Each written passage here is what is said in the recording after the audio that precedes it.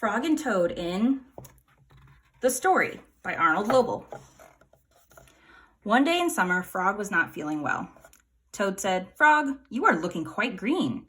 "But I always look green," said Frog. "I'm a frog."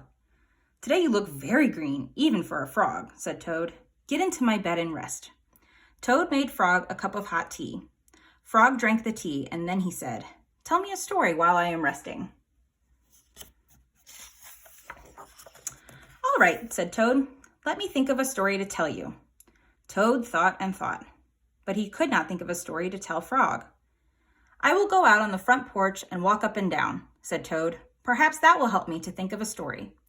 Toad walked up and down on the porch for a long time, but he could not think of a story to tell Frog. Then Toad went into the house and stood on his head. "Why are you standing on your head?" asked Frog.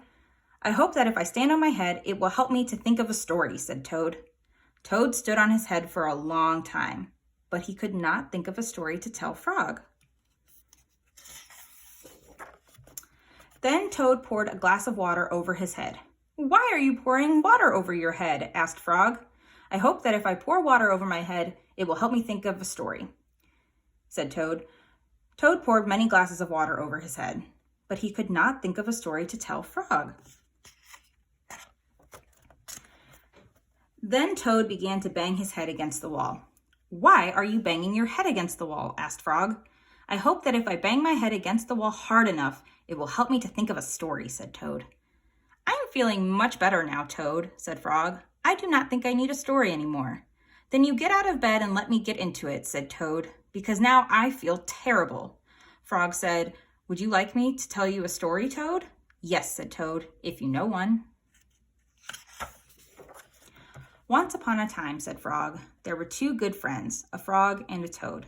The frog was not feeling well. He asked his friend the toad to tell him a story. The toad could not think of a story. He walked up and down on the porch, but he could not think of a story. He stood on his head, but he could not think of a story.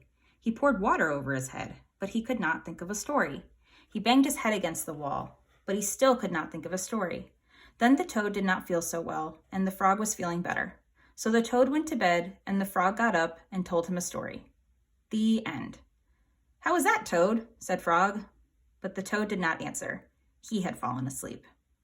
The end.